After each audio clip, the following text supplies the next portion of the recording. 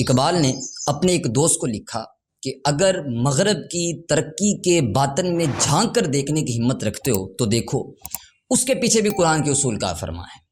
لیکن انہوں نے قرآن سے مادی ترقی حاصل کرنی تھی تو وہ انہوں نے لے لی۔ مسلمان نے مادی ترقی حاصل کرنی تھی اور روحانی ترقی حاصل کرنی تھی۔ قرآن سے اس نے زندگی کی زیب و زینت بھی لینی تھی اور قرآن سے آخرت کا جمال بھی لینا تھا، لیکن انہوں نے اس کتاب کو چھوڑ دیا تو پھر نتیجہ کیا ہوا؟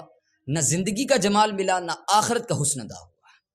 قرآن انسان کو کھڑا کرتا ہے، اس کو عروج دیتا ہے، اس کو اس کی ذات سے ملواتا ہے، اس کو خودی کا تاکل دیتا ہے، اس کو اس کی ذات سے آگاہ کرتا ہے، اس کو مقصد زندگی بتاتا ہے، اس کو زندگی گزارنے کا اسلوب بتاتا ہے، اس کو بتاتا ہے ماد اور آخرت کے بارے میں کہ یہاں رہنا ہے تو کیسے رہنا ہے، وہاں جانے کا راستہ کیا ہے۔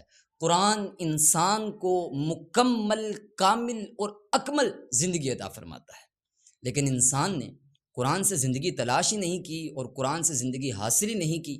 اللہ اکبر! حامل قرآن و بے ذوق طلب۔ اقبال کا ذرا لہجہ دیکھیے کہ حامل قرآن و بے ذوق طلب، العجب ثم العجب ثم العجب۔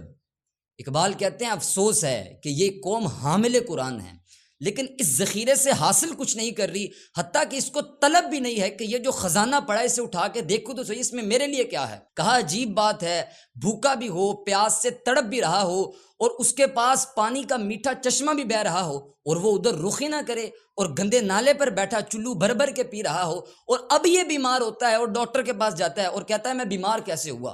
اقبال کہتے ہیں افسوس یہ ہے کہ چشمہ شیریں قرآن کی شکل میں اس کے پاس موجود ہے لیکن پتہ نہیں ہے زندگی کا جمال کہاں سے ڈھونڈ رہا ہے۔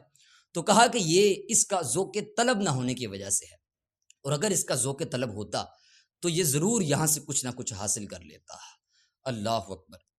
یار، قرآن اتحاد کا نور دیتا ہے، قرآن یکسوئی کا نور دیتا ہے، تو اگر ہم اس کتاب سے جڑ جائیں تو یہ امت اکٹھا ہوتے ہوئے، متحد ہوتے ہوئے دیر نہیں لگے گی، کیونکہ ہمارے معاشرے کے اندر لوگ جن جن افراد کے زیر اثر ہوتے ہیں وہ ان کے نظریات کے حامل ہوتے ہیں، ان کے افکار کے حامل ہوتے ہیں، تو اگر ان کے نظریات میں یکسوئی نہیں ہوگی تو پھر وہ قوم ہی نہیں بن پائے گی۔ تو پھر نتیجہ کیا ہوگا کہ ایک علاقے کا اسلام دوسرے علاقے کے اسلام سے نہیں ملتا ہوگا، ایک پیر خانے کا اسلام دوسرے پیر خانے کے اسلام سے نہیں جڑا ہوگا، ایک تنظیم کا اسلام دوسری تنظیم کے اسلام سے نہیں جڑا ہوگا، تو پھر یہ سارے اسلام جو سینکڑوں ہزاروں کی صورت میں نشو و نما پا رہے ہیں یہ جتنے مرضی اوپر چلے جائیں لیکن نتیجہ خیز نہیں ہوں گے۔ نتیجہ خیز تب ہوں گے جب ماخذ ایک ہوگا اور وہ قرآن مجید ہوگا۔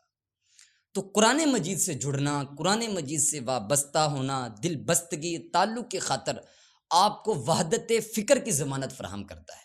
وحدت فکر ہی پھر وحدت امت کا ضمانت بنتی ہے اور وحدت امت ہی پھر غلبہ امت کی ضمانت ہوتی ہے۔ تو اس امت کو قرآن پہ ہی آنا پڑے گا، اس کے علاوہ اس امت کے دکھوں کا کوئی چارہ نہیں اور دردوں کا کوئی مداوا نہیں۔